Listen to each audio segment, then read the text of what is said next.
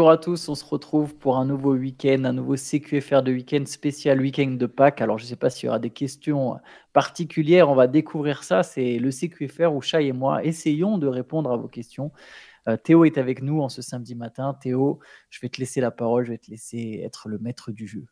Salut à tous, encore une fois, comme chaque semaine, on vous remercie pour les questions. Cette semaine encore, des questions vraiment top. Alors la semaine dernière, on avait commencé par la question du petit Timothée. Cette semaine, on commence par la question du petit Pierre-Armand Samama de Marseille, qui a une question pour Shai et Antoine. Voilà ce que nous dit Pierre-Armand. Est-ce que vous pensez que le comportement de Draymond Green, à un moment donné, est directement ou indirectement, voire inconsciemment, influencé par l'existence de son podcast? La première chose à laquelle pensent les gens quand il se fait expulser, c'est toujours vivement le podcast qu'on entende sa version. Dans quelle mesure ce type de média peut chambouler ou perturber la carrière d'un sportif professionnel? C'est une très bonne question. Je me la suis posée, parce que là, avec la répétition des petites, le retour des petits, comment on pourrait appeler ça, des exactions de Draymond. On l'a expulsé au bout de 4 minutes de jeu. Il y avait eu un petit accrochage avec Patty Mills au match d'avant. Et je me suis posé la question parce qu'il a la réponse assez rapide à chaque fois. Il en fait beaucoup. Alors je suis pas abonné au Draymond Green podcast. Je sais pas quelle est la fréquence, mais j'ai l'impression que c'est quand même très très fréquent et que j'ai pas envie de dire il devrait se concentrer sur le basket et machin parce que j'adore quand on a des insights de joueurs qui sont encore en activité. JJ Redick, que j'aime beaucoup, il a commencé le podcasting avant la fin de sa carrière. Il le faisait déjà quand il était encore en activité. Donc j'aime bien. Et en même temps, je me dis, non, mais concentre-toi sur ton mental, là, le fait de réussir à te contrôler, à pas péter des câbles contre les arbitres, à pas faire des trucs qui sont au détriment de ton équipe, parce que c'est quand même problématique. On a vu la réaction de Steph Curry, on sent que ça l'emmerde un peu quand même que Draymond ait du mal à se contrôler. Donc, je suis pas loin de me dire qu'il y a une petite incidence qui prépare certes déjà son après-carrière, mais que ça a peut-être une petite incidence, ouais. J'ai l'impression qu'avec un peu moins de podcasting, ça pourrait lui bénéficier. Franchement, j'ose sincèrement espérer que le mec, il pense pas à son podcast quand il est sur le terrain et qu'il se dit pas, tiens, si je me fais expulser, je vais avoir un truc à discuter dans mon podcast. Franchement, si c'est ça, c'est très très chaud. Moi, j'ose espérer que ça l'impacte pas, quoi. Ce serait ouf, t'imagines, de se dire, ah, mais là, si je me fais tège, peut-être que je vais pouvoir en parler dans mon podcast. Enfin, je trouverais ça Je pense pas que absolument c'est comme dingue. ça. Je pense pas que c'est comme ça. C'est plutôt, c'est pas que ça influence ses performances dans ce sens-là. Je pense que c'est plutôt est-ce qu'il perd pas trop de temps là-dessus parce qu'il faut quand même organiser les épisodes et machin. Est-ce qu'il perd pas un peu d'influx, tu vois? Mais c'est comme, enfin, Beverly En aussi. quoi ça change Beverly, il y a d'un le même mec problème. qui va au casino Ah pendant oui, ses... évidemment. Tu vois, au final, ils ont énormément de temps libre, les joueurs NBA, d'une manière ou d'une autre. Qu'ils le fassent en faisant un podcast ou autre chose. La seule différence, c'est que lui, du coup, on voit ce qu'il fait pendant son temps libre.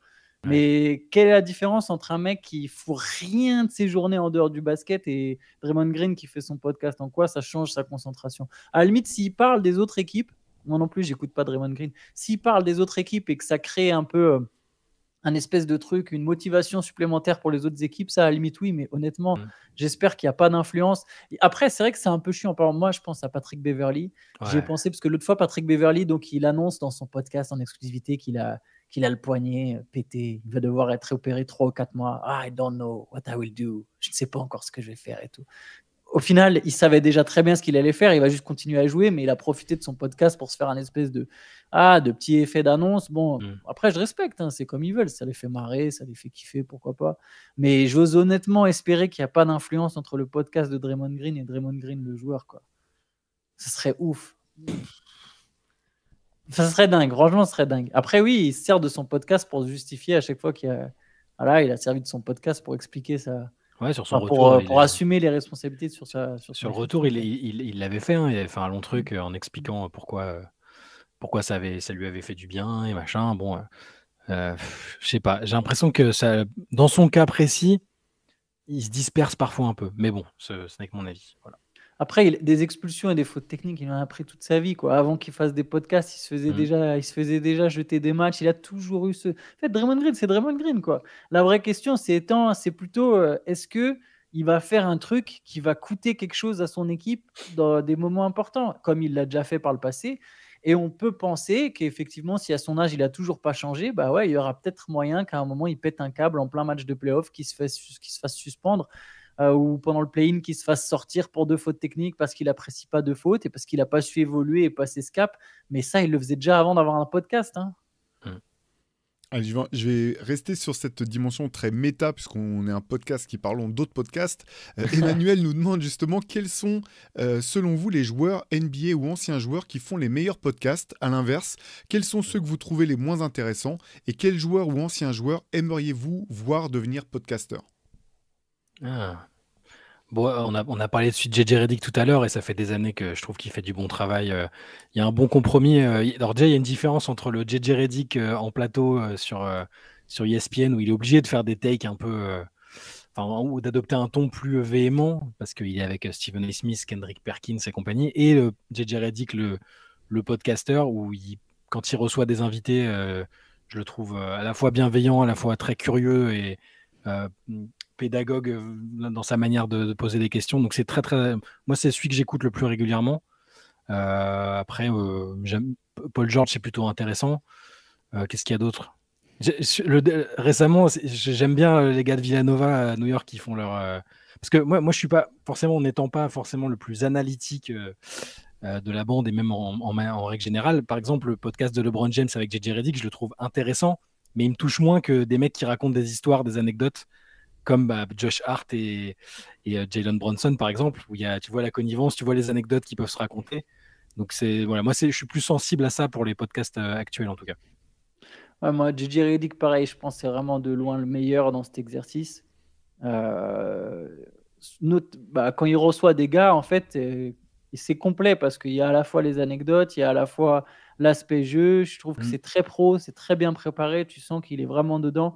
Et ça, j'aime beaucoup. J'aimais bien, genre ça fait longtemps que je n'écoute plus trop, mais Darius Miles et Quentin Richardson, je trouvais ça pas mal. Ouais, Knuckleheads via Players Tribune, ouais. C'est vraiment pas mal. Et alors, Stephen Jackson et Matt Barnes, ça dépend, mais moi j'aime beaucoup Matt Barnes en tant qu'analyste. Je trouve que c'est un très bon analyste. Du coup, ça me plaisait. Et alors, pour le coup, il y a quelques anecdotes folles. Pour ceux que j'aime moins, celui de Gilbert Arenas, j'aime pas du tout. Non, c'est trop. Après, j'écoute pas, je vois que des extraits, hein, mais à chaque fois, même toute l'ambiance autour du plateau, j'aime pas. Patrick Beverley, je peux pas le blairer, ça m'insupporte, mais du coup, j'écoute pas non plus. Il y en a un qui est marrant, c'est Jeff Teague, c'est quand il raconte des trucs. Alors, des fois, il faut que je réécoute 4 fois pour comprendre ce qu'il dit, mais il a souvent des anecdotes bien marrantes. Maintenant, je sais pas quel joueur particulièrement j'aimerais voir faire un podcast. Je pense que des fois, on devine pas. Des fois, j'ai l'impression qu'on devine pas, on le voit pas venir, tu vois. Ouais. Josh Hart, j'aurais pu me douter que ça serait marrant, tu vois. Genre dans l'attitude, mais je sais pas. Je sais pas trop. Là, comme ça, faut quelqu'un qui soit déjà un tout petit peu à l'aise. Là, dans les médias, dans ses passages médias, je sais qu'il y en a qui préparent. Je pense que Ali Burton sera bon, par exemple. Ouais, Ali Burton. Tu sais, il intervient parfois chez JJ Redick et il est plutôt franc, mais à la fois il est le côté analytique, les anecdotes. Il y a un bon mélange de tout ça. Ça peut être un mec qui aura un podcast intéressant. Je pense ça m'étonnerait pas qu'il vise ça aussi. Sinon, j'y pense maintenant parce que je l'ai entendu, parce qu'il était invité de Bill Simmons il y a pas longtemps. Austin Rivers est pas mal.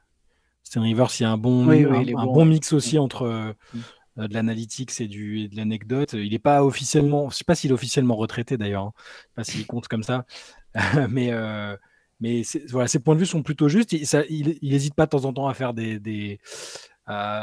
à montrer des points de vue un peu tranchés, mais ça reste. Moi, j'aime bien quand ça reste sobre et qu'il ne cherche pas à démonter un mec gratuitement. C'est pour ça que si tu parles de Gilbert Arenas, c'est tu sens qu'il y a des règlements de compte, quoi. C'est pas très. Ouais. Parfois, il y a de l'aigreur par rapport à des situations passées, des règlements de compte. Puis il y a les volontés de la haute tech aussi de temps en temps. Ça me gonfle un peu. Et encore partagé, quand il y a Paul Pierce et Kevin Garnett, parfois je kiffe parce que j'aime bien leurs interactions. Ils sont marrants. T'as l'impression qu'ils étaient comme ça déjà dans le vestiaire des Celtics. Et parfois, après en tant qu'individu, parfois c'est moins intéressant, je trouve. Mais ça reste regardable, hein. Je pense que de toute façon, tout le monde peut y trouver son compte. Et je sais pas si tous les joueurs NBA vont avoir des podcasts à l'avenir. C'est un bon moyen c'est une reconversion, une plateforme qui est quand même. C'est une mode aussi. Peut-être qu'à un moment, la mode, elle passera. Alors, j'espère pas pour nous, mais. On en rigolait de manière. C'est un peu injuste parce que je vais citer un gars qui est pour rien et son podcast était pas mal, mais Quand on a commencé à avoir des mecs comme Theo Pinson faire des podcasts, tu sais, sur leur nom propre, des gars qui sont au bout du banc de la NBA, tu vois. Là, je me suis dit, bon, c'est vraiment l'effet de mode et la tendance. Et en même temps, ils sont contents d'avoir la plateforme où ils peuvent ils gèrent à la fois leur communication et ils font ce qu'eux aimeraient entendre ailleurs. Donc, ça, je trouve pas ça déconnant non plus. Allez, j'enchaîne avec une dernière question sur cette même thématique. C'est Philippe qui nous demande, j'imagine que vous avez écouté Mind the Game, donc le tout nouveau podcast avec JJ Redick et LeBron. Et il nous demande quelle est la partie qui vous a le plus intéressé ou qu'est-ce qui vous a le plus intéressé pour l'instant. Je veux pas être bon, je l'ai pas écouté. J'ai vu que des extraits. Ça fait, je sais pas combien de jours que je me dis, faut que je regarde, et j'ai toujours pas. J'ai vu, mais il y a tellement d'extraits qui sortent en fait que j'en perds un peu le truc de me dire, allez, je vais regarder. Moi, j'ai écouté le premier quasiment en entier et le deuxième, j'ai juste vu les extraits. Alors moi, je suis moins. C'est paradoxal parce que tout le monde réclame. Il y en a beaucoup qui réclament plus d'analytics, plus d'explications. Donc ça m'intéresse beaucoup parce que j'ai beaucoup de lacunes là-dedans. Mais pareil, c'est plutôt quand LeBron parle des autres joueurs, quand il parle dans le premier en tout cas, quand il parle de Steph Curry, de ce qu'il a changé, de ce qu'Iverson a changé aussi. C'est un passage que j'ai bien aimé, que je trouve intéressant. C'est pas que j'avais plus d'attentes où je m'attendais à mieux. Je trouvais ça intéressant et je vais continuer d'écouter, mais c'était très très analytique et un peu pointu, presque trop pointu pour moi dans un premier temps parce que je suis pas un tacticien du basket. Mais en même temps, c'est fascinant de les voir confronter des points de vue, de sortir l'ardoise et de dessiner des systèmes. Je trouve ça très bien et je suis curieux de voir comment ça va évoluer, si ça plaît à tout le monde déjà. Il faudrait que je regarde, mais je me demande s'ils ne doivent pas trouver un juste milieu entre justement faire ça et l'appliquer en parlant d'un mec, justement, en disant tel mec, tu vois, sur ce système, on n'a jamais pu rien faire contre lui. Tu vois, qu'il y a un mélange ils l'ont fait, ouais. Ça, ils l'ont fait avec un système des Warriors, justement. Ça, c'était intéressant. Parce que pour le coup, je l'ai compris, donc c'est que ça va, c'est que c'était accessible au grand public. Il y avait de ça, il y avait plutôt une bonne alternance entre ça et ça. Mais alors, pour ce que tu cites comme exemple, ça me fait penser à l'émission qu'avait faite Kobe à un moment, Details, où il prenait un joueur en particulier. Je me rappelle, il y avait un épisode avec Tatum notamment. Et il décrypte vraiment une situation tactique. Alors, sur une l'émission était courte, on n'était pas sur un truc aussi long que Mind the Game. Mais ça me plaisait bien parce que tu vois en situation, tu vois un système se dérouler ou plusieurs systèmes se dérouler devant toi, plusieurs situations de jeu, et c'est illustré par un joueur en particulier. Mais ouais, ça c'est un concept que je trouvais super. Malheureusement, que Kobe n'a pas pu mener à bien, mais c'était un vrai bon concept. Ouais. Kobe aurait été passionnant sur des podcasts, mais je sais pas s'il aurait pu être laisser autant la vedette à l'autre, à son invité. Je sais pas si c'est quelque chose qui aurait été vraiment dans sa capacité. C'est un peu le problème. Il aurait fallu qu'il y ait un autre mec avec lui, mais je pense que ça aurait été vraiment, vraiment, vraiment passionnant. Parce que quand il était invité de podcast, c'était toujours must-watch. Ah ouais, incroyable. Mais je pense ça aurait été un bon host, mais effectivement, il prend tellement de place que par la force des choses. Hein, mais comme Shaq prend beaucoup de place dans son podcast aussi. Hein. Et c'est souvent, ça finit souvent en mise en valeur, quelques petits règlements de compte ici et là. C'est pas inintéressant, mais quand tu as des personnalités aussi marquantes, mais je pense que Kobe aurait fait un bon host quand même. Ouais. C'est pour parler vite fait de Mind the Game, parce que moi j'ai pu voir les deux premiers épisodes, j'ai beaucoup aimé le deuxième qui est plus technique effectivement, mais je trouve que c'est plutôt bien fait parce qu'en fait si vous le regardez sur YouTube, ils mettent des images pour illustrer ce dont parle JJ Redick et LeBron, et la situation dont tu parlais, Shai. En gros, dans le deuxième épisode, c'était de savoir quelle est l'action la plus difficile à défendre en NBA, et celle sur laquelle il mettait l'accent, c'est le split action. En gros, c'est quand Draymond Green a la balle poste bas et que Klay Thompson et Stephen Curry se font un écran l'un pour l'autre. C'est selon JJ Redick l'une des mouvements offensifs les plus durs à défendre, et je trouve que c'est assez bien expliqué les raisons. T'as raison, c'est super intéressant parce qu'il disait même, il essaie d'expliquer comment il défendait ça, enfin comment il pouvait contrer ça. Il disait il faut regarder, faut suivre le regard de Draymond et pas le ballon, parce que sinon tout le monde se fait avoir par ça. Alors que il y avait plein de petits trucs comme ça qui sont intéressants et qu'un mec comme LeBron rend forcément plus intéressant parce qu'il les a affrontés maintes et maintes fois. Vous m'avez hypé, il faut que j'aille regarder vraiment alors le deuxième au moins en entier. Ouais. Bien joué les gars. Allez, j'enchaîne avec un sujet tout autre. Guillaume, qui a une question concernant un joueur des Bulls, il nous dit: Kobe White fait une saison très intéressante, voire carrément enthousiasmante, ne serait-ce que par le Donc les Bulls font une saison très intéressante. Ne serait-ce pas le moment pour les Bulls de tout casser et de reconstruire autour d'une pépite? Je n'ai pas l'impression que ce soit le style de la maison, mais en tant que fan, j'en ai un peu marre de jouer la 10e place chaque année. En plus, j'adore DeRozan, je voudrais qu'il puisse jouer le titre ailleurs. Je le verrais bien aux Bucks à la place de Middleton, il serait plus fiable sur la durée. Pourquoi pas Vucevic à la place de Lopez? En gros, la question c'est autour de Kobe White et son comment dire, de sa montée en puissance. Et est-ce que les Bulls ne devraient pas faire ce que Antoine Pimel réclame depuis 5 ans, c'est-à-dire tout raser et recommencer? Bah, c'est presque trop tard maintenant. Ouais, est-ce que c'est pas trop tard? Là, maintenant, ils ont que des vétérans. Pendant la saison, moi-même, pendant la saison, j'ai dit, bah là, en fait, maintenant, c'est mort, quoi. Il y a trop de vétérans, tu dois décasser 15 mecs. Moi, je trouve qu'ils ont une bonne équipe. Après, je trouve pas que Chicago fasse une belle saison, hein. C'est une saison décevante. Que tu aies autant de talent et que tu sois que 9e à l'Est. Dans cette conférence Est, Chicago peut viser beaucoup mieux. Et Kobe White, il est fort. C'est un candidat au MIP. Mais c'est pas une pépite autour duquel tu peux reconstruire ta franchise. Et il est justement fort parce qu'il est que dans un rôle de finisseur, en fait. Enfin, entre guillemets, que dans un rôle de finisseur dans cet effectif des Bulls. Mais c'est pas le mec autour duquel tu vas pouvoir construire toute ton attaque. Ou... Du coup, si tu casses pour garder Kobe White, ouais, c'est ça. Ils l'ont pas cette pépite autour de laquelle tu reconstruis, en fait. Leur manière de reconstruire, ça va être peut-être DeRozan qui est free agent et éventuellement qui part, éventuellement un transfert de Zach LaVine, parce qu'on l'oublie, mais là, ça fonctionne, mais il n'y a même pas Zach LaVine. Kobe White, il se développe aussi parce qu'il n'y a pas Zach LaVine. Alors, Ayo Dosunmu, tout ça, c'est des joueurs intéressants, mais il n'y a pas de pépite. Et... Il n'y a pas de pépite, et vu qu'ils n'ont toujours pas tanké une seule fois sur les 2 ou 3 dernières années depuis que Lonzo Ball est blessé, bah, ils n'ont pas de choix de draft au placé. Donc bon, va y avoir un moment moche à Chicago. Hein. Va y avoir tu passes pas de la 10e à la 4e place quand ton groupe Enfin, je sais pas comment expliquer, mais tu vois, Zach LaVine ou ces joueurs-là, tu les échangeras jamais contre plus fort qu'eux en fait maintenant à ce stade. Et tu peux même plus les échanger contre plein de pics et des jeunes. Donc, en fait, tu vas perdre de la valeur quand tu vas les transférer. Et bref, enfin, c'est dommage. Mais il y a plein de choses intéressantes à Chicago. C'est une bonne équipe. Je pense que c'est une équipe qui peut aller en playoff. Elle peut passer via le play-in. Même en étant 9e, je pense vraiment qu'elle peut aller en playoff. Et le plafond est limité, parce qu'on a bien vu qu'avec les 3 joueurs autour desquels ils ont construit le projet depuis que Karnisovas est là, ensemble, c'est pas assez fort, c'est pas assez connecté. Individuellement, c'est des très bons joueurs, c'est des All-Stars, mais il n'y a pas la star dominante qui te fait gagner, quoi qu'il arrive, ne serait-ce qu'une série de playoffs. Il n'y a pas la jeune pépite autour de laquelle tu peux reconstruire si tu as envie de bazarder les vétérans. Donc, c'est pour ça que la situation n'est pas confortable. Il n'y a pas un jeune coach qui est capable de faire développer des jeunes talents non plus. Billy Donovan, je l'aime bien, mais c'est peut-être pas lorsqu'il y aura la reconstruction. Je pense qu'il y aura aussi un changement de coach. À la fin de la saison, c'est peut-être le moment. Et le problème, c'est qu'ils sont en salle d'attente depuis bien trop longtemps presque. Ils sont entre 2 chaises. On ne sait pas s'ils ont le talent pour se qualifier, ne serait-ce que pour le play-in, mais en même temps, c'est pas assez fort. Moi, j'aimerais aussi les voir repartir de zéro, trouver le joueur autour duquel il y a un peu d'excitation, de talent, comme ils ont eu à une époque. Hein, mais je vois pas vraiment d'autres solutions, parce que avec ce qu'il y a là, tu peux pas, en fait.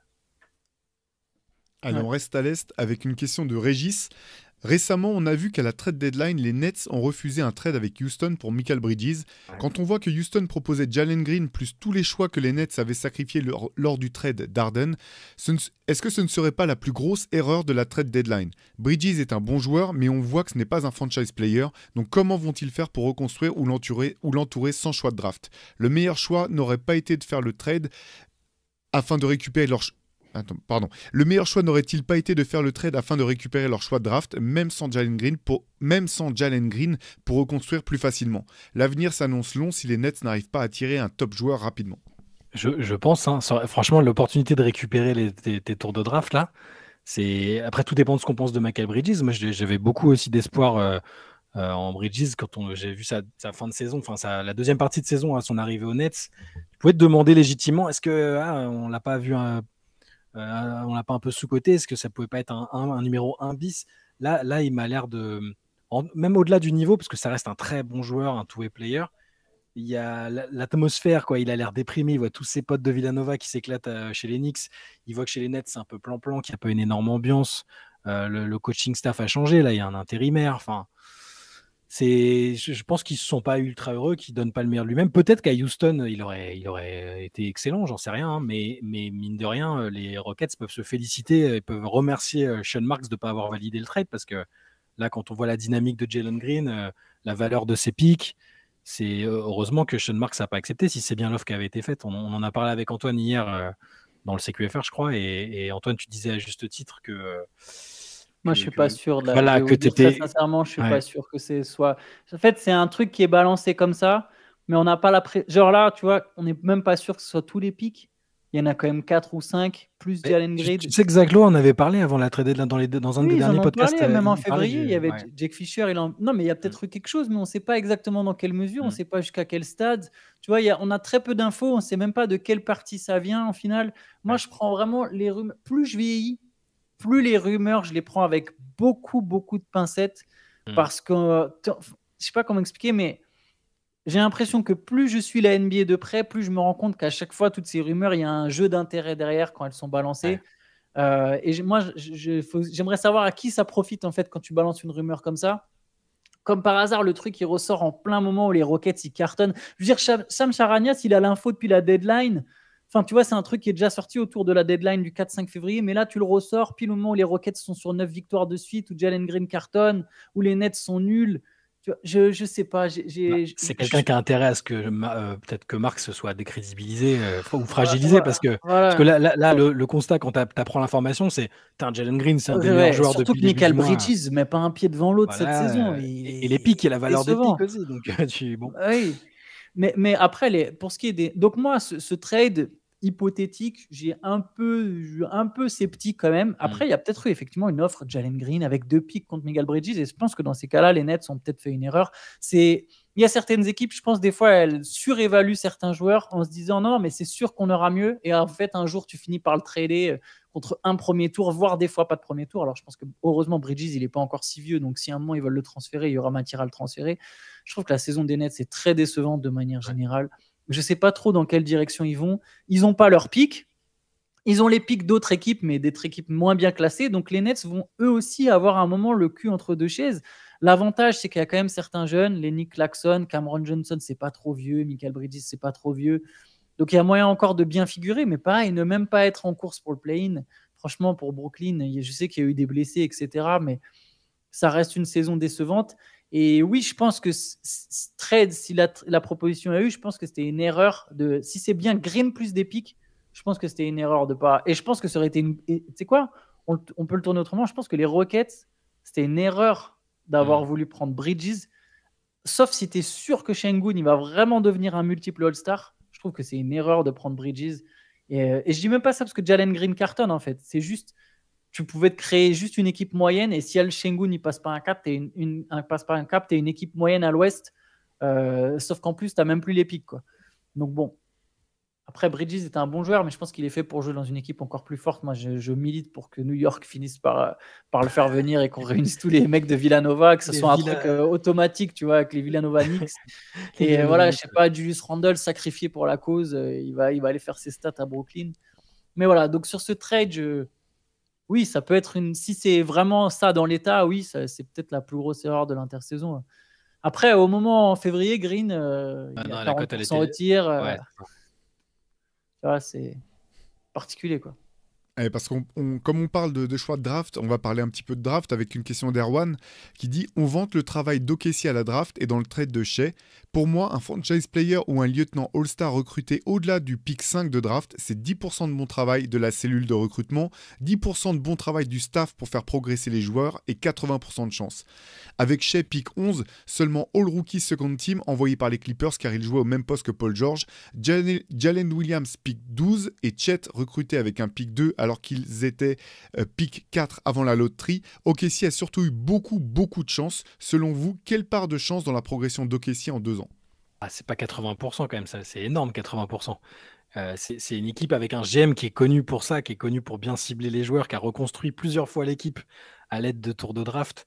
Alors que la chance, évidemment, il y a plein de paramètres, les blessures, le fait qu'un joueur se sente bien dans tel ou tel contexte, il y a de la chance, mais 80%, c'est gigantesque.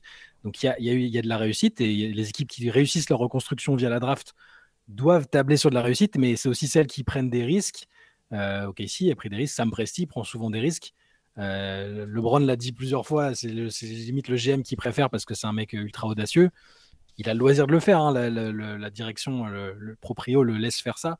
Mais non, je pense pas que la part de chance soit si élevée que ça. Ils ont ciblé, voilà, ils prennent Chet Holmgren.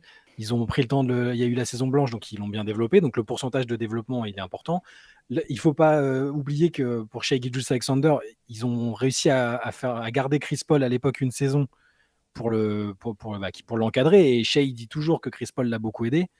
Donc c'est pas anodin non plus. C'est aussi dans le développement des joueurs.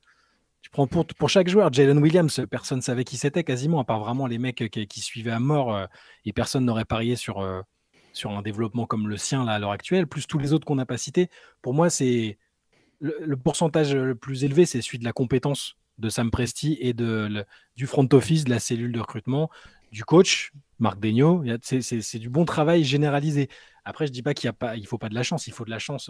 En NBA, évidemment qu'il faut de la chance. De la malchance chez les autres et de la chance chez toi. Mais 80%, ça me paraît quand même vraiment, vraiment exagéré. Moi, je suis tout à fait d'accord avec toi. Je pense qu'il y a une part de chance, bien sûr, hein. Comme tu l'as très bien dit, dans le sport, de toute façon, il y a une part de chance. Mais comme tu as dit, je remonterais beaucoup plus la part du pourcentage de développement. Donc, s'il y a bien un pourcentage qu'il faut remonter, si à la limite, notre auditeur veut se dire, bon, bah, c'est pas que du bon travail à la draft, s'il y a autre chose derrière, c'est le développement, parce que bien drafter, c'est une chose, mais derrière, repérer des prospects, à la limite, c'est un atout. Tu peux avoir des bons scouts, un bon GM, etc. Mais il faut ensuite que tu aies un staff qui développe ces gars-là. Et il y a ça qui est très fort. Je peux te citer d'autres mecs, hein. C'est le Thunder qui a pris Sabonis. Domantas Sabonis, il est au-delà du top 10, c'est le Thunder. Steven Adams, c'est au-delà du top 10, c'est le Thunder. Il y a plein de gars comme ça. Donc non seulement il repère bien, il développe bien. Non, la part de chance pour moi, elle est beaucoup plus faible que ça. Elle n'est pas à 80%. Allez, on enchaîne avec une question de Mika qui nous dit l'écoute de l'excellent podcast de cette semaine sur le Heat de Miami soulève une question peut-être un peu blasphématoire sur l'avenir de cette franchise. Il est difficile de connaître les résultats à venir en saison et post-saison et en play-off, mais en cas de sortie prématurée au play-in ou au premier tour des play-offs, pensez-vous que l'aventure Butler-Miami continue obligatoirement ? Faut-il poursuivre avec Butler comme franchise player en sachant tout ce qu'il apporte en play-off, ou bien prendre en compte le fait qu'il ne prend pas assez au sérieux la saison, qui n'est pas anodine dans la préparation des play-offs, ou qu'il est souvent blessé et tenter un trade pour obtenir quelque chose d'intéressant en échange, et s'appuyer sur Adebayo et les autres joueurs pour continuer à l'avenir. Attention, cette question oblige aussi à réfléchir à quelle franchise pourrait vouloir de Butler et contre quoi, ou bien n'ont-ils pas le choix ou la volonté de changer ? C'est peut-être une forme de paresse de ma part, mais je pars du principe qu'ils vont aller jusqu'au bout avec Butler, en fait. J'ai l'impression que c'est un joueur et une franchise qui se sont bien trouvés. Il y a des limites. Pour l'instant, ils n'ont pas été champions, mais ils ont été 2 fois en finale. On peut être frustré de la saison régulière de Butler et du 8 en règle générale. J'ai l'impression quand même qu'ils vont aller jusqu'au bout avec lui, et même lui a dit qu'il ne jouerait pas pour une autre franchise. Alors, c'est la NBA, du jour au lendemain, ça peut très bien se transformer en trade, mais je sais même pas si je ferais l'effort de réfléchir à où il peut atterrir, parce que j'ai l'impression qu'il est connecté jusqu'au bout avec le 8, en fait. Ouais, moi aussi, j'ai l'impression que Miami, de toute façon, les mecs qui deviennent un peu iconiques, il y a une volonté de les garder ou de les faire, de les maintenir dans l'organisation, même si c'est pas pour après avoir un rôle. Mais je serais surpris que le Heat de lui-même demande commence à transférer Butler. Pas cette année, si vraiment ça doit arriver, ça serait peut-être plus, je sais pas, sur sa dernière année de contrat. C'est vrai que Butler, il va prendre 48 millions et 52 millions. Ça va commencer à faire beaucoup, hein, pour un mec qui va avoir 36, 37 ans et qui se blesse souvent. Mais je serais surpris de voir les dirigeants sacrifier un joueur qui n'est pas aussi iconique, évidemment, que Dwayne Wade, tu vois, ou des mecs comme ça, mais qui a représenté une vraie partie de l'époque. Enfin, ça sera le symbole de cette époque et d'une époque où le Heat aura quand même fait 2 finales au minimum. On verra s'ils en font une autre, mais au moins 2 finales avec des belles campagnes de playoffs. Ils n'ont pas forcément gagné, mais il y a eu quelque chose. Le terme hit culture, il n'a jamais été aussi fort que depuis que Butler il est là. Je serais très surpris que Miami prenne la décision de le transférer. Si ça doit arriver dans 2 ans, je pense que ça viendrait avec un accord du gars, genre en mode bon, bah là, c'est ma dernière. Je pense pas que Butler va jouer très, très, très tard en NBA. Je vous avoue. Je ne serais pas surpris qu'au bout d'un moment, le corps dise bon, allez, on arrête. On verra, hein, d'ailleurs, peut-être que je me trompe. Mais voilà, peut-être que d'ici 2-3 ans, s'il a toujours pas eu de bague, peut-être qu'il demandera, lui, effectivement. Mais là, ce sera différent. Là, ça pourrait être n'importe quelle équipe qui est ambitieuse à ce moment-là. Mais je serais Ouais. surpris quand même. S'il y a Ça se finisse. si on devait réfléchir à une équipe dans laquelle on verrait Butler à part Miami, moi, tu me connais, j'aime bien les retours à la maison et peut-être au Texas. Bah, Dallas, moi je préfère Dallas que Houston. Je sais qu'il est d'Houston, Ouais. mais Ouais. quand Théo lisait la question, là, à la fin, je me suis dit Dallas, s'il y a un endroit avec Luka et Kyrie, tu vois, être un peu la troisième lame. C'est fort. C'est plutôt bien. Mais ça arriverait pas cette l'année, je pense. Même si là, le Heat se fait sortir même au play-in, je pense pas qu'ils vont transférer Butler. Et Houston, ça accélérerait la timeline des Rockets, mais non, j'ai vraiment du mal à le voir ailleurs qu'à Miami. Ouais, moi aussi. Allez, vous avez parlé des Mavs, donc je vais enchaîner avec une question qui les mentionne. Benjamin qui nous demande plutôt quelles équipes sont le plus susceptibles d'exploser en cas de contre-performance en playoff. Les Suns, les Bucks, les Mavs. J'ai l'impression que beaucoup d'équipes revendiquent jouer le titre, mais qu'à la fin, il n'y aura qu'un seul champion. C'est pas simple hein, entre ces trois-là. Donc, Suns, Mavs, Bucks. Enfin, les Bucks, ils peuvent exploser ce qu'ils veulent, mais ils ont un coach sous contrat pour je sais pas combien de milliers d'années.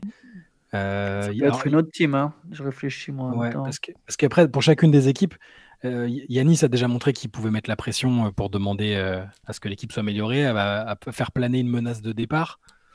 Donc, c'est pas impensable. J'irais plus bas que ça, moi. Moi, j'irais plus bas que ça. J'irais sur Clippers, Warriors. Clippers, tu vois, si ça marche pas encore une fois, tu vois, s'il y a une grosse désillusion au premier tour, est-ce qu'il y a peut-être volonté de se dire, allez, on redémarre, c'est plus possible. Et encore, hein, tout redémarrer, c'est compliqué. Tu as 3 superstars. Comment tu fais 3 trades de superstars? Je serais surpris quand même. Kawhi en plus a re-signé, non? Kawhi a prolongé, ouais. Kawhi a prolongé. Clairement, il est là. Il sera là pour la nouvelle salle. Les Warriors, je serais aussi surpris qu'il y ait le transfert d'un cadre. Je pense que les Warriors vont aller jusqu'au bout avec Clay et Green. Voilà, après, il y a une possibilité, s'ils ratent les playoffs, de se dire, ah bah tiens, allez, on se réinvente complètement autour de Curry. Mais pareil, tu as des mecs, faut pas oublier l'aspect humain, quoi. C'est des mecs, ça fait 15 ans qu'ils sont là. Bah, tu vas jusqu'au bout avec, en fait. Des fois, c'est bon, bah c'est ça notre équipe et on fait avec. Les Suns, il y aura forcément un ajustement, mais comment exploser une équipe qui a déjà été explosée, elle c'est même pas encore une équipe. On peut pas exploser quelque chose qui n'existe pas, tu vois. Les Bucks, il y aura du changement, je pense effectivement s'ils sont pas champions, mais ouais, les Bucks, il y aura peut-être du changement. Les Middleton, les Brook Lopez, peut-être le transfert de Giroud était peut-être déjà la première porte ouverte, mais j'ai une autre équipe en tête. S'il y a fiasco, hein. Mais admettons, ça se produira pas. Mais si Boston se fait sortir au premier tour, ils ont Jaylen Brown qui a le contrat. Non, mais ça peut arriver au premier ou même deuxième, c'est un échec. Ouais, c'est vrai. Jaylen Brown, il a le contrat le plus cher de la ligue. Et ça ne voudra pas dire que c'est de sa faute, hein, je dis pas ça, mais si tu as un levier d'ajustement, ça dépend comment. Quoi. Ouais, c'est vrai, tu as raison, c'est intéressant. Hein. Ça dépend comment ils perdent, peut-être. Ça dépend comment ils perdent et genre qu'est-ce qu'ils identifient comme le facteur d'échec. Et c'est vrai que là, pour Boston, tu es dans une situation en fait où c'est tout cuit là. Tu peux pas avoir autre chose que le titre à la fin de l'année, quoi. Enfin, j'ai l'impression même finale NBA, c'est un échec en fait. Ils seront déçus, non mais ils seront très déçus et on dira mince, ils avaient la place pour gagner, mais tu vois, je pense que là il y a 2 niveaux et ils vont pas. S'ils perdent en finale, ils vont se dire mince, bon bah ça a encore pas marché, mais on a des joueurs qui sont encore relativement jeunes, ils vont pas toucher, je les vois pas tout péter. Peut-être y réfléchir, tu vois, mais pas tout péter. Ouais, peut-être pas tout péter, mais par contre, si tu repères encore cette année, c'est comme disaient J.J. Redick et Jamal Crawford pour les Clippers, c'est qu'en fait, à un moment, quand tu perds, tu gagnes pas, tu passes pas le dernier cap. À un moment, ça fait partie de toi, quoi. Tu es en mode, ah mais en fait, nous, ça marche. Enfin, tu n'arrives plus à y croire. J'ai l'impression que si là, les Celtics, ils perdent en finale NBA, comment se relever de ça, tu vois, c'est compliqué. Je dis pas qu'ils vont casser, tu as raison, ils casseraient peut-être pas forcément, mais je suis pas sûr que... Ils casseraient le coach, par contre, je pense. Ah oui, Mazzulla, s'il n'y a pas de titre, c'est sûr qu'il saute. Brad Stevens a quand même lui a renouvelé sa confiance alors que l'année dernière, enfin les articles, ils étaient fous. Je me souviens plus de l'article, mais enfin de qui avait écrit cet article, mais qui expliquait comment il avait complètement perdu les joueurs et que c'était les joueurs eux-mêmes motivés par Horford qui avaient fait des réunions entre eux, qui avaient fait une partie de golf avant les matchs décisifs à la fin pour se ressouder. Enfin, et visiblement il avait perdu le vestiaire, ils n'étaient pas d'accord avec son approche. Donc moi, je dirais plus les Celtics que les équipes Mm. que c'est Benjamin, je crois, qui nous a mentionné, parce que c'est déjà des équipes qui ont pris des risques, qui ont remodelé leurs effectifs, ils ont des stars qui sont sous contrat. Bon, je vois pas ces équipes-là, les équipes de l'Ouest mentionnées, exploser en tout cas. Et vous avez mentionné les Clippers, donc j'enchaîne avec une question d'Azedine qui compare les Clippers et les Suns. Il nous dit en préambule, je voulais dire que je n'avais jamais cru aux Clippers et qu'ils n'ont à mon avis aucune chance en playoff de faire quelque chose. Les Suns, j'ai encore un doute car tout dépend à mon avis de l'attitude de Bradley Beal dans le roster. Si on parle des Clippers, on a une équipe avec un meneur qui je pense joue moins vite que Bob Cousy et Jerry West à leur époque et défend quasi aussi bien qu'Austin Reeves. Pensez en 2024 que c'est possible de gagner avec James Harden en meneur starter, cela relève de la faute professionnelle. Il y a ensuite un podcaster qui n'a plus fait un match de playoff de sérieux depuis les Pacers. À l'époque, Lance Stephenson jouait encore au basket. Et enfin, au milieu de tout ça, on a ce pauvre Kawhi Leonard qui se demande ce qu'il fout là dans ce joyeux bordel. Concernant les Suns, je voudrais quand même qu'on m'explique comment tu veux jouer au basket avec Bradley Beal en meneur. Le mec a d'énormes qualités de scoreur, mais il a autant de chances de réussir à jouer meneur que moi de gravir l'Everest en tongs. Pour moi, les Suns avaient juste à prendre un meneur organisateur et défenseur de bon niveau pour avoir une vraie chance de performer en playoff. Cela n'a pas été fait. Pour moi, ces deux équipes souffrent du même problème. Elles pensent qu'en empilant les stars, elles peuvent gagner. Je me demande parfois si ces équipes ont un GM qui a une influence. D'ailleurs, en voyant le travail de Danny Ainge aux Celtics, je me demande comment une de ces deux franchises ne s'est pas mise sur le dossier plutôt que de le voir se perdre chez les Mormons. Mes questions sont les suivantes. Laquelle de ces deux franchises réussira à gagner un titre en premier ? Quels sont les éventuels ajustements à effectuer ? C'est intéressant le côté de l'influence des GM ou pas sur le truc, parce que là, on a deux propriétaires qui sont très présents, qui, je pense, sont dans la salle de réunion quand il y a des décisions sportives qui sont prises. Matisse Bia, il est arrivé, et le lendemain, Kevin Durant signait, et quelques semaines, mois après, il a fait Bradley Beal à la première occasion qu'il a pu. Donc, je suis assez d'accord. Il y a une approche qui est de l'ordre de l'empilage de stars, et je suis pas sûr que ça fonctionne, que ça puisse fonctionner quand tu détruis l'équilibre qu'il y a autour. Je serais pas complètement définitif sur Bradley Beal parce qu'il a beaucoup été blessé. Quand il a joué, je l'ai trouvé plutôt bien. J'ai tendance à me dire que si c'est lui ton troisième meilleur joueur, c'est plutôt pas mal quand même, et que ça va dépendre plutôt de ce qu'il y a autour et de comment ça. Sauf qu'on ne les a pas vraiment vus enchaîner les matchs ensemble, et que ça va poser problème à un moment. Et pour en revenir à la question, qui je vois gagner en premier, j'ai l'impression que est-ce que les Clippers seraient pas plus proches d'un titre pour moi que les Suns ? Là, entre les deux équipes, j'ai plus confiance dans les Clippers que j'ai vu réussir à bien enchaîner sur une période, même s'ils sont dans une mauvaise passe, que les Suns qui sont vraiment totalement irréguliers pour moi d'une semaine à l'autre. Voilà. J'ai beaucoup de mal avec les Suns, mais cette équipe, par exemple, je crois que c'était dans le CQFR de vendredi matin, je disais que ça va être un cauchemar de faire d'éventuels pronostics. Les Suns, ils vont être très, très, très difficiles à jouer en playoff, je pense. Et en fait, non, ils vont être d'abord ultra difficiles à pronostiquer en playoff. Par exemple, si Phoenix termine 7e et joue au OKC qui est 2e, tu me mets là devant la feuille et tu me dis, faut que tu nous dises qui va gagner cette série. Je suis tenté de mettre OKC en 6, tu vois, je suis tenté de me dire, le Thunder, quand même, c'était solide cette saison. Mais c'est très dur. Les Suns, ils sont vrais. Je pense qu'en fait, c'est pas qu'ils sont vraiment forts, parce qu'ils sont pas vraiment forts, mais ils ont un potentiel pour être vraiment forts qui les rend vraiment imprévisibles. En fait, je trouve que cette équipe, le problème, c'est qu'elle ça n'a pas cliqué, mais si pour X ou Y raison, ça se met à cliquer d'un coup en playoff, alors ce qui est une probabilité un peu étrange de se dire, non, mais attends, c'est un grand si, tu vois, de se dire d'un coup ça clique. Mais si ça clique, en fait, ils sont capables de battre vraiment n'importe qui, et peut-être même les Nuggets. Je pense pas. Et peut-être même les Nuggets. Si ça clique, je pense je te dis pas qu'ils vont battre les Nuggets s'il y avait Denver, mais c'est l'équipe. J'écoute pas Jokic et les Nuggets qui nous ont fait croire que c'était les Timberwolves qui les avaient plus gênés. L'équipe qui a le plus dérangé Denver en playoff, j'ai quand même regardé les playoffs. Excuse-moi, c'était Phoenix. Il n'y a pas photo. J'ai regardé la série contre Minnesota, j'ai regardé la série contre Phoenix. Oui. C'est Phoenix qui a fait le plus transpirer Denver et de loin. Et cette série, elle est plus serrée qu'il n'y paraît. Les Nuggets gagnent en 6, mais elle est plutôt serrée.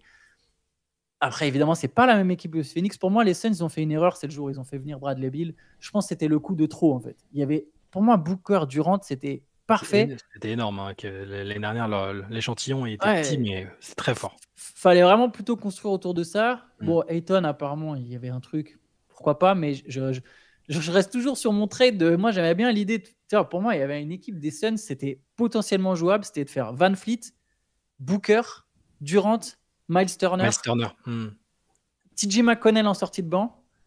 Après, c'est du domaine de l'imaginaire et de l'hypothétique, mais il y avait moyen de faire. Non, mais c'était des offres réalistes qui étaient évoquées à l'époque. Donc, et oui, Phoenix aurait eu une équipe pour moi monstrueuse en fait. Si tu vois, Azini parlait de meneur, défenseur, gestionnaire, mais t'as Van Fleet avec Booker et McConnell en sortie de banc.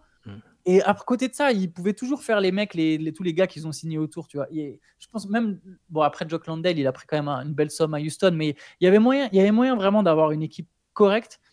Mais je pense que les Suns, honnêtement, il y a un énorme plafond, en fait, si tu veux, mais ils sont encore très loin de ce plafond, tu vois. C'est l'iceberg, mais inversé. Tu sais, quand tu vois le petit truc et qu'il y a tout en dessous, bah là, c'est inversé, tu vois. Tu vois que le petit truc, mais tu sais que ça peut monter très, très haut. Maintenant, je pense qu'il y a très peu de chances que ça monte très très haut sur cette campagne de playoff. Par contre, eux, avec des ajustements, ils peuvent être candidats dès l'an prochain. Et si vraiment dans le futur, il fallait imaginer une de ces deux équipes gagner un titre, je pense que Phoenix serait un petit peu mieux placé parce qu'ils sont plus jeunes et que Booker est encore dans son prime, tu vois. J'ai l'impression que les Clippers, toutes leurs stars, elles sont past prime ou Kawhi à la fin de son prime, quoi. Mais la différence quand même, j'ajuste vraiment sur cette saison-là, c'est que au moment où les Clippers ont été vraiment bien, il y a un moment où je me suis dit, effectivement, ils peuvent vraiment battre n'importe qui sur une série. Ok, si tout va bien, c'est très hypothétique. Je me suis dit, Kawhi, Paul George, bon, Harden joue très bien en ce moment, le banc, je l'aime bien.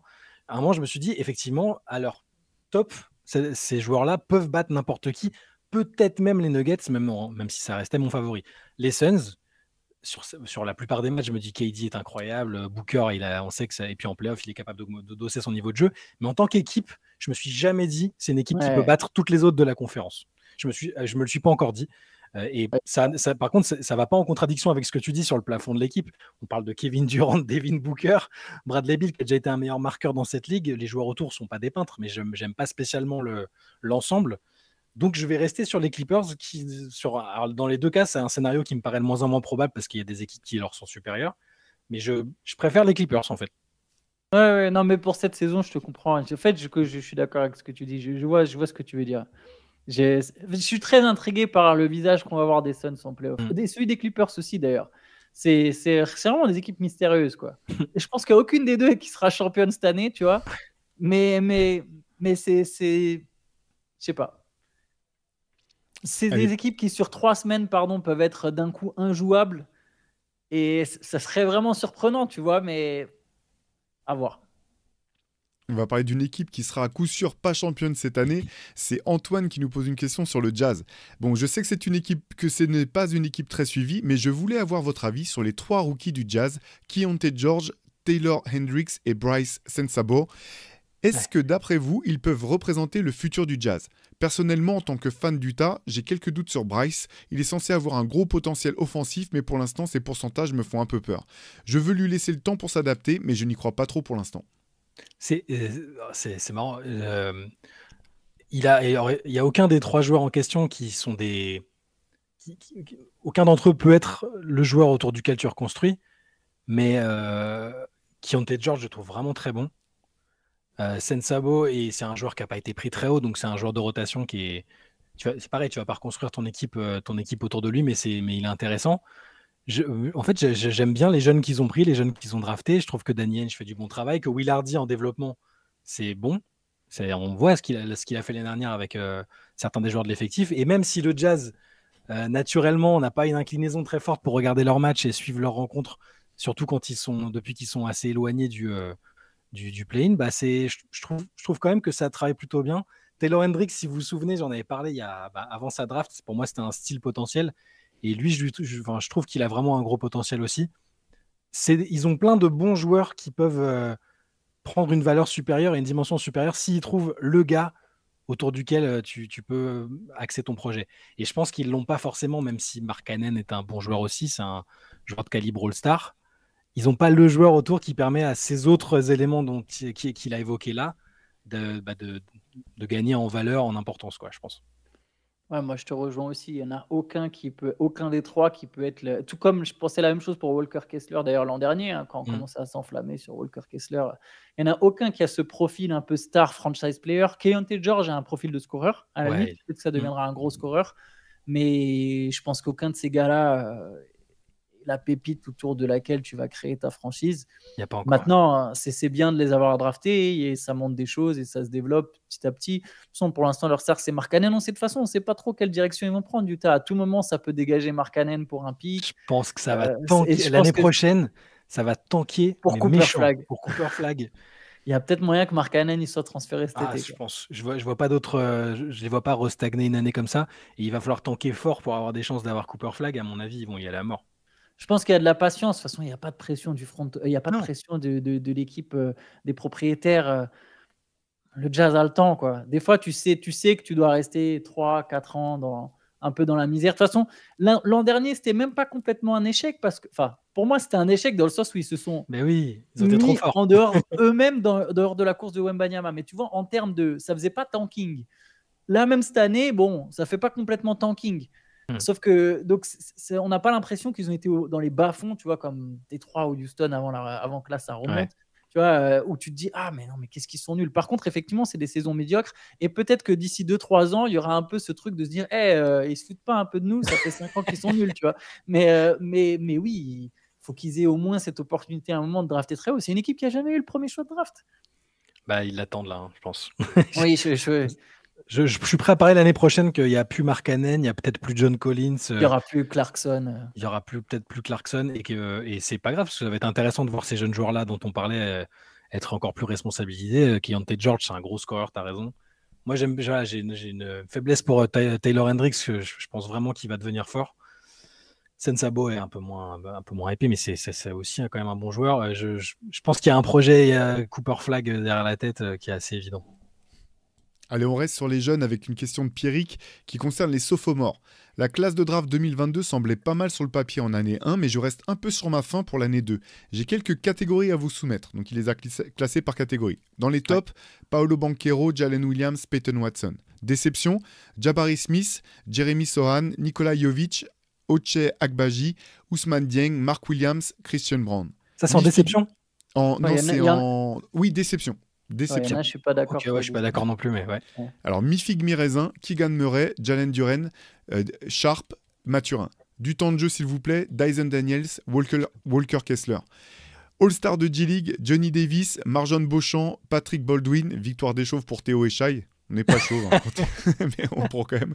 Ty Washington, le gars sûr d'Antoine Pimel, Wendell Moore et Dalen Derry. Je pars en voyage à Atlanta pour enquêter sur la disparition d'AJ Griffin. Il passe de rookie en double buzzer beater avec du temps de jeu au bout de 3 semaines de compétition à mon daron a plus de buzz que moi. Très bon. Moi, je suis pas d'accord avec tout. Je vais reprendre, là, j'ai la liste sous les yeux. Je me suis mis là dans ce qu'il a dit. Alors, non, mais on prend vite fait. On va pas faire toute la draft, mais je vais dire ce que je pense. Banchero, satisfaction. Holmgren, satisfaction. Jabari Smith Jr. comme un rookie, du coup. Oui, c'est vrai. Il n'est pas dans les sophomores, on va dire, mais bon, admettons. Et il a mis Jabari Smith Jr. dans les déceptions. Je suis pas d'accord. J'aurais mis en mi-figue, mi-raisin, moi. Mi-figue, mi-raisin, mais moi plutôt pente ascendante, parce que j'aime bien ce genre qu'il est en train de devenir. Je suis pas d'accord sur Keegan Murray, mi-figue et mi-raisin. Pour moi, c'est une satisfaction. Je suis pas d'accord avec toi. Il plafonne cette saison, peut-être un peu, mais ce qu'il a montré déjà sur l'année dernière, je pense que ça va devenir un super joueur. Oui, mais du coup, tu cherches à voir la progression entre l'année 1 et l'année 2. Donc, je capte pourquoi. Moi, je le mets en mi-figue, mi-raisin aussi. Ok, va pour mi-figue, mi-raisin. On s'attendait à ce qu'il soit une star, et c'est pas une star. Et je suis même pas sûr que ça devienne une star un jour. Mais après, j'aime bien Keegan Murray aussi. Mais ça va avec les Kings. Pour moi, c'est représentatif des Kings. Tu vois, t'étais 3e, derrière, si tu te retrouves à rater les playoffs, excuse-moi, c'est pas ouf, tu vois. C'est pas. Ouais. Après, si on continue en 5, Jaden Ivey, alors c'était déception et ça va mieux, mi-figue, mi-raisin, je dirais. Ouais, je suis d'accord avec toi. Mathurin, Mathurin fin de saison, là, on est d'accord, il ne rejoue plus. Mathurin, c'était déjà un peu une déception sur la fin de la saison dernière, en fait. Il avait commencé fort, mais Shaedon Sharp, c'est très prometteur, mais c'est... Sharp et Williams, ils ont été tellement blessés que tu peux même pas... Je sais même pas comment on peut. Duren, pour moi, je l'aurais mis dans les positifs. Je l'aurais pas mis en mi-figue, mi-raisin, perso. Duren, c'est positif. Ce qu'il a montré dans un contexte un peu morbide, franchement, c'est fort. T'es pas prêt pour morbide, pardon, Shai. Ah ouais, les Pistons, ça a été morbide. Ils ont la pire série de défaites de l'histoire de la NBA, les gars. C'est morbide, quoi. Mais Mais il y Duren, a je le du mets dans la talent dans cette satisfaction. Il y a Ouais, il y du a du talent dans talent. cette draft. Ivy, Sharp, Murray, c'est des mecs encore et encore un cap Il y très a des mecs clairement qui à vont devenir passer. il y a des mecs qui vont Ouais. progresser encore après selon les opportunités. Dyson Daniels, je pense qu'il y a de quoi faire. Sohan aussi. Et Jovic, je l'aurais même pas mis. C'était dans quoi? C'était dans Déception, Jovic? Jovic, il est dans les déceptions, ouais.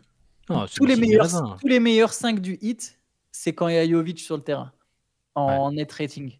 Après, il n'a pas évolué plus que ça, mais je sais pas si je l'aurais mis en déception, quoi. Il a du temps de jeu chez le J'aurais dit finaliste. Ouais, mi-figue, mi-figue, mi-raisin. mi-raisin. Ouais, moi aussi, mi-figue, mi-raisin, tu vois, quelque chose comme ça. Par contre, je suis complètement d'accord et je veux bien qu'il enquête sur AJ Griffin, la disparition. AJ Là. Griffin, c'est ouf. Il a cité Mark Williams, mais il a été blessé. Il a joué, je sais pas, 20 matchs, Mark Williams. Agbaji, il a été tradé en cours de route, mais ce qu'il avait fait était pas mal. Il y a le cas Ousmane Dieng.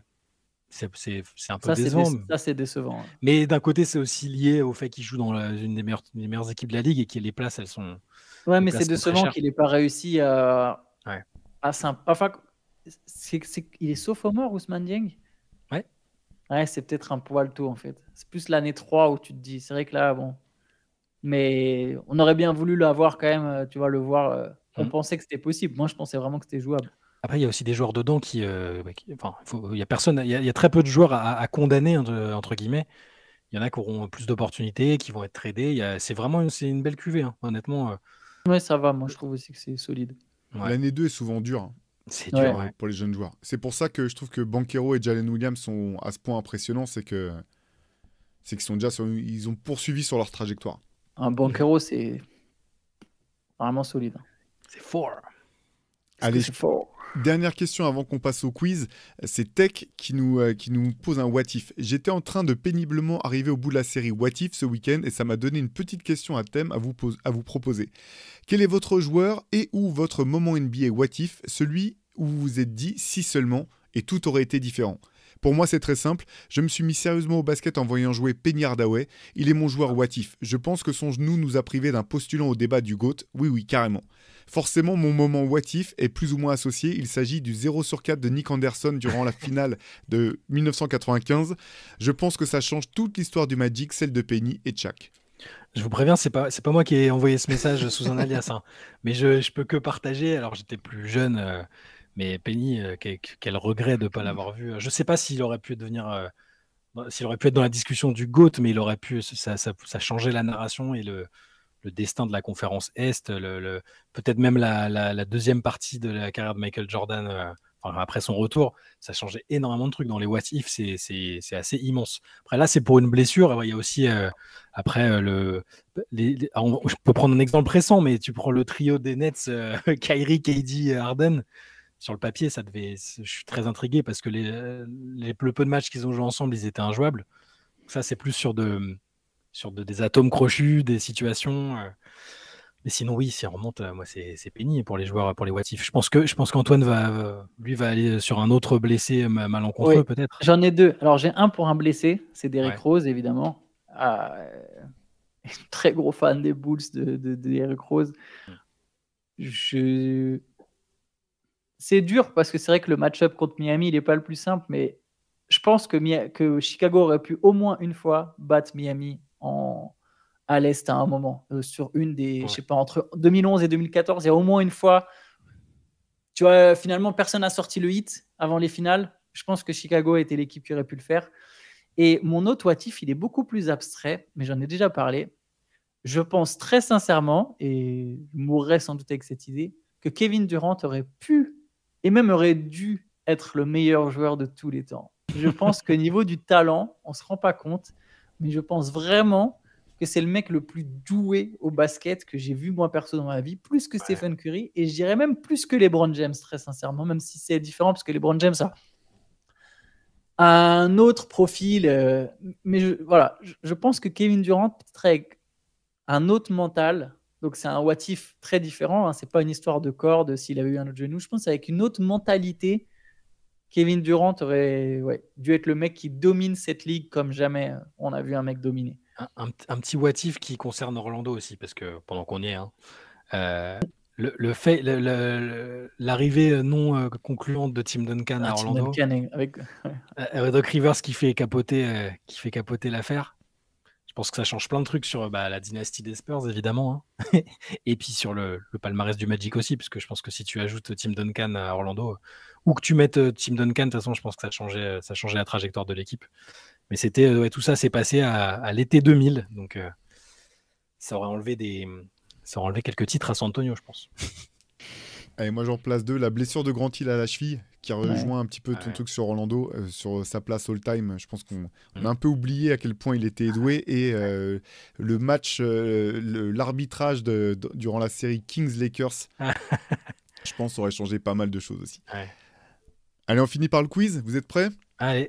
Attention, c'est chaud. C'est Michael qui nous a envoyé un quiz. On le remercie encore une fois chaleureusement pour ce quiz. Cette semaine, attention, thème les étrangers en NBA, avec une série de questions pour Antoine, une série de questions pour Shai. Putain. Ça fait un petit parallèle. Série de questions différentes. Je le place, mais... des Allemands. Voilà, c'est plus large. On a fait un podcast avec Pierre Armand pour parler justement des étrangers qui avaient le plus marqué la NBA à notre sens dans le hoop culture. Voilà, je vous encourage à aller jeter un petit coup d'œil à ça si vous ne l'avez pas fait. Alors Antoine, est-ce que tu es prêt ? Est-ce que ça commence avec toi ? Ouais, vas-y. Vas-y, c'est parti. Donc, question 1 pour Antoine. Combien de joueurs non américains ont reçu le MVP de saison régulière ? Non américain, c'est non Amérique du Nord ou non États-Unis ? Alors, relou. Non États-Unis. Non, oui, non États-Unis. Très bonne question. Steve Nash, Dirk Nowitzki 2, Jokic 3, Giannis 4, Embiid, s'il compte dedans, ça fait 5.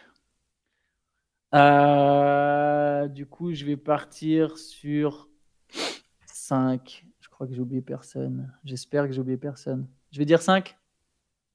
Shai, tu veux commenter ? J'ai oublié quelqu'un ? À tout hasard. Après, c'est traite parce qu'il a joué avec. Mais est-ce qu'il n'y a pas Hakim aussi ? Hakim Olajuwon, il compte ? Non. Oui, il est nigérian. Mais il joue avec Team USA. Il est nigérian, mon pote. Qu'est-ce que c'est ? J'ai la réponse. Qui a envoyé la question. Il est aussi nigérian que toi, Antoine. C'est comme pour jouer avec Embiid. Ouais, mais Embiid, il n'a pas encore joué avec Team USA. Ouais. Tu vois ce que je veux dire ? C'est traite. Au moment où il est 96 avec Team USA. Au moment où il est élu MVP, Hakim. Il n'était pas avec Team USA. Oh, mais est-ce qu'il est considéré comme international ou comme américain ? Est-ce qu'on dit c'est le premier MVP international ? Moi, je sais pas, je ne suivais pas la NBA à l'époque. Ah ouais, on dit... Je pense, il était vraiment... Moi, je savais même pas qu'il avait la nationalité avant de jouer effectivement pour Team USA, quoi. Ok, bon, je m'incline. On le laisse. Ok. Allez, on verra au niveau du décompte. Question pour Shai. Combien de joueurs non américains ont reçu le MVP des finales ? Le MVP des finales. Alors, Dirk Nowitzki 1, Giannis 2, Jokic 3 et Tony Parker 4. Du coup, il y en a un. Et est-ce que Hakim... apparemment... oui, du coup Hakim 5 écoute, Hakim 5, et effectivement, je vais te valider le truc, Antoine, parce que là, il l'a pas noté dans les vainqueurs du MVP des finales. Michael, qui avait compté Hakim pour les MVP de saison régulière, n'a pas compté Hakim pour les MVP des finales. Donc tu remportes ton point, Antoine, pour la question précédente. Faut grind. C'est ça. Bien joué, Shai. Allez, Antoine, deuxième question. Combien de joueurs français ont joué en NBA ? 23, 33 ou 43 ? Au moins un match, alors, du coup. Au moins un match ? Allez, je vais m'arrêter à 33, mais j'ai un doute avec 43. 33, je veux dire. Réponse 43, je vous avoue que je suis pas allé vérifier. Mais bon. J'aurais pas je pensais pas que ça faisait autant malgré tout, c'est assez fou. Tu sais, des saisons, il y avait 12-13 mecs. Oui, ok, absolument. 43, ouais. Shai, après la France, quel est le pays européen ayant eu le plus de joueurs en NBA ? Européen Est-ce que... Parce que du coup, il y a les pays entre l'ex-Yougoslavie et tout ça, est-ce que ça... C'est ça le dilemme. Parce que sinon, je pense que l'ex-Yougoslavie, en réunissant tout, mais donc ce serait un pays actuel qui existe en ce moment ? Là, il donne un pays actuel, effectivement, mais c'est vrai que la question est pertinente. Ok. Du coup, je dirais la Serbie. Alors, c'est la Serbie, effectivement, avec 30 joueurs, mais c'est vrai que du coup, je ne sais pas comment ont été comptabilisés les joueurs de l'époque yougoslave, s'ils ont été répartis par leur origine, parce que derrière, ça donne 22 pour la Croatie, derrière 20 pour l'Espagne et 19 pour l'Allemagne. Ouais. C'est marrant, je pensais que l'Espagne avait plus que ça. Mais... Ouais, non, c'est que pour nous taper avec la sélection Ouais, qui sont, c'est qui sont premiers. relous, ouais. Allez, Antoine, sur les 10 dernières drafts de 2014 à 2023, il y a eu... Alors, il y en a eu une avec 5 joueurs non américains dans le top 7. Alors, quelle est la draft sur les 10 dernières années? La seule draft durant laquelle il n'y a pas eu de joueurs non américains dans le top 7. Pas eu de joueurs non américains dans le top 7? C'est ça que tu veux dire? Parce qu'au début, tu as dit il y en a une où il y a eu 5 pardon. Où il n'y avait pas de joueurs américains dans le top 7, pardon. Il y a eu une draft où il n'y a pas de joueurs américains dans le top 7. Ouais. Ouais, enfin, c'est pas de joueurs des États-Unis, du coup. Ça doit être ça, le truc d'avoir des Canadiens. Sachant qu'il y en a un qui est... Il y en a un, franchement, j'aurais pas deviné, quoi. Ah, je crois que je vois ce que tu veux. C'est un peu traître. Pas de joueurs américains dans le top 7. Bah... Attends, donnez-moi 2 secondes. Je me souviens déjà plus de...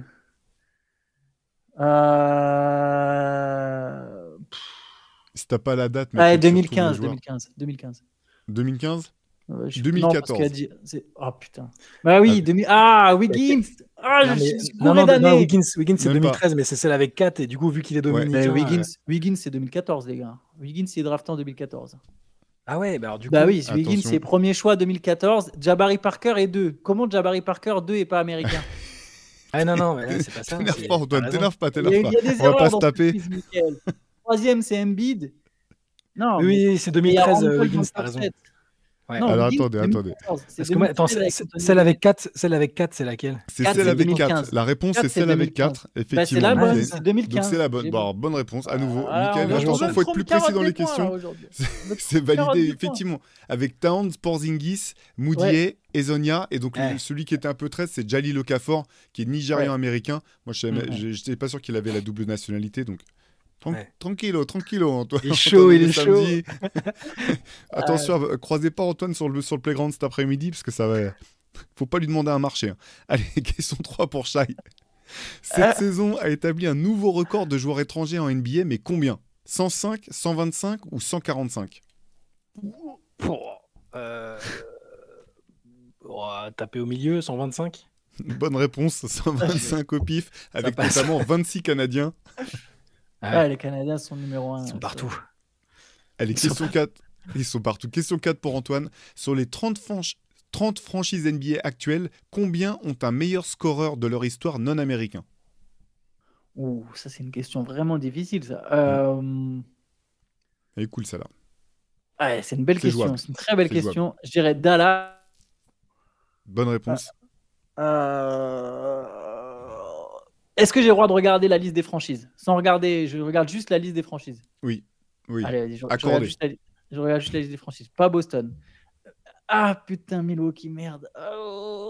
Elle est Milwaukee? Bonne réponse. Ok. Allez, c'est que les deux. Attends, je vérifie. New York, non. Cleveland, non. Orlando, non. Indiana, non. Miami, non. Philly, non. Oui, Philly, non, pardon. Chicago, Atlanta, Brooklyn. Il y a non, Toronto, non. Mais là, je m'y perds. En fait, je lis en même temps, je réfléchis, ça marche pas. Je sais pas faire deux choses à la fois. Allez, tu peux trouver le troisième. 4, il compte comme République dominicaine? C'est le meilleur marqueur 4 des Wolves? Je sais pas si c'est le meilleur marqueur. Ok, laisse oublier. Attends. Ok, c'est New Orleans. J'ai un trou. Je suis nul, hein. C'est un joueur que tu as déjà cité. J'ai cité? Oui. Hakeem Olajuwon à Houston. Bonne réponse. Elle est j'ai validée. 3. Tu m'as aidé un peu quand même, celle-là. Je peux plus me plaindre des questions parce qu'on m'a aidé pour celle-là. J'avais peur que tu viennes frapper à main porte. Mais c'est vrai que pour moi, dans ma tête, ça marchait toujours pas, quoi. C'est américain, bordel. Question pour Shai. Quels sont les 3 non-américains dans le top 12 des joueurs avec le plus de triple-double? Top 12? Ouais. Il y a un piège ou... Parce que sinon, il y a Jokic, Doncic et Sabonis. Bonne réponse. Je pense que Mickaël te préfère à Antoine. Il pose Ouais, des hein, questions parce plus que... faciles. merci Mika, hein, merci. Sans qu'il y a du favoritisme. Question 5 pour Antoine. Peux-tu citer 5 des 6 joueurs non américains à avoir gagné le DPOY?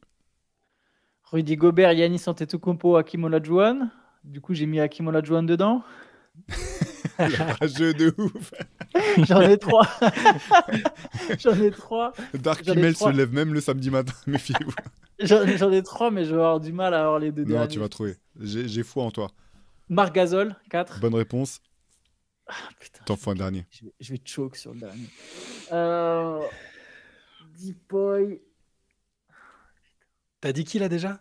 J'ai dit Gobert, Gasol, Olajuwon et Giannis. Ah ouais, bah, c'est bon, j'en ai un autre.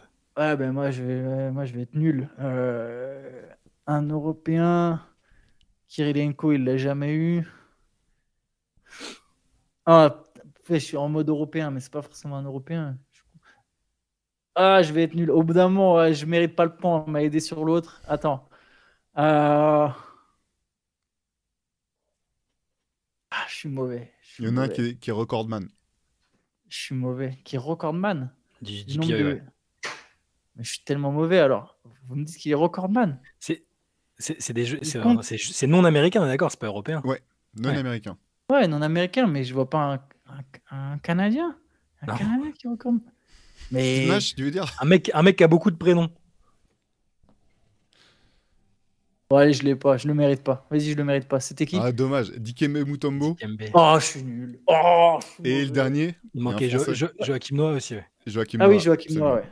Oh, j'aurais pu avoir Joachim Noah quand même. Oh, je suis mauvais, je mérite pas le point. Je suis nul, nul. Nul. Shai, allez, Shai, dernière question pour toi. Peux-tu citer 4 des 5 joueurs non américains à avoir gagné le trophée de meilleur 6e homme de l'année? Putain, celui-là, il est plus dur. J'ai eu le plus facile des deux, là. Alors, 4 des 5 joueurs. Ouais.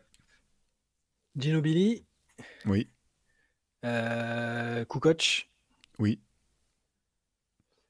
ça fait 2 sur 4. Hein. Barbosa, Bien. Oh, Ça, c'est il m'en faut la un. victoire. Il m'en faut un autre, non américain. Clarkson, il compte? Oui, bonne rêve. Bien Ouais. joué. Il l'a gagné? Je pensais Il pas- l'a gagné? Ouais, il a Jordan gagné. Clarkson? Ah Ouais. ouais? Je sais pas. Ah, il est que vous philippin. voulez Et donc, enfin, attends, il y en a un cinquième. Il Le est trouvable, cinquième. il est trouvable le cinquième? Il est trouvable, mais c'est beau. C'est beau de le Mais trouver. t'es fort mais en même temps. C'est pas la franchement. même époque. Pas la même époque, donc c'est plus vieux. Enfin, ouais. Non américain. Enfin, ouais. Européen? Ouais. Ah putain. Serbe? Espagnol? Non. Schrempf? Bonne réponse. Putain, Ouais, Shai, il est ouais, fort en t'as quiz. gagné, impressionnant. Il est grave fort en quiz. T'as mérité largement la victoire.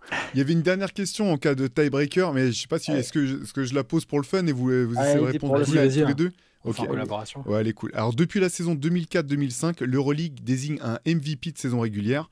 Donnez à tour de rôle un MVP d'Euroleague européen ayant joué en NBA. Il y a 11 réponses. C'est là qu'on va être démasqué, là, Fallait pas c'est du bon. tout. Ouais, fallait pas du tout poser cette question, en vérité. Qui a joué en NBA? Hein. Ouais, On a- des mecs qui ont deux été colos. euro... Deux colos, bien. Il y en a combien? Il y en a 11. Ok, Doncic? Oui, Vezenkov? oui, Micic? oui, Mirotic? oui. Oui, vous êtes bon. Ouais, mais maintenant, on va être à court de... On a dit tous les hitch, c'est bon, c'est fini. Si, il y a Kirilenko. Absolument. Vous êtes très bon, vous êtes à 6. Ouais, j'ai plus d'idées après, par contre. Mais... J'en tente une, je suis pas sûr. Le tchèque, là, le pivot tchèque, comment il s'appelle? Putain. Ah ouais, Veseli. Vezeli. Absolument. Ouais. Merde, j'aurais dû le gars. J'aurais peut-être pensé à lui. Veseli, et maintenant, bon courage. Il y a 2 Espagnols. Sergio Rodriguez. Oui. Rubio? Non. Ah ouais? Alors, Rudy Fernandez? Non. Bon, c'est tous des enfoirés. Victor Claver, c'est le mec qui l'a fait. Victor Claver, le craquage. Là, Le mec qui me pète un plomb. Ouais, c'est pas bien. Il y a Non, je Navarro, sais non pas. Alors, Navarro. Navarro, absolument. Ah, Navarro. Ah oui, il a joué en NBA. Oh, punaise. Il nous en reste combien là? Il en manque 2. Il en manque 2, ils sont trouvables ou on est trop mauvais pour. Depuis combien de temps? C'est sur les combien de dernières années, pardon? C'est depuis 2004. 2004, t'as dit, je crois. Ouais. Il y en a un qui est l'un des plus grands joueurs de tous les temps. Jassikevicius, mais ça Non, me il a- semble pas, c'est avant Un des 2004. plus grands joueurs de tous les temps en Europe. Notamment parmi les meilleurs scoreurs all-time. Spanoulis. Spanoulis. Ah oui, Fanoulis, ouais, bien vu. Et il en reste un. Un indice? Juste un indice? Non. Je suis nul. Et c'est qui? Ça montre à quel point je suis nul, ça m'énerve. Bah, je l'ai pas, non, je l'ai pas non plus. Nemanja Bjelica.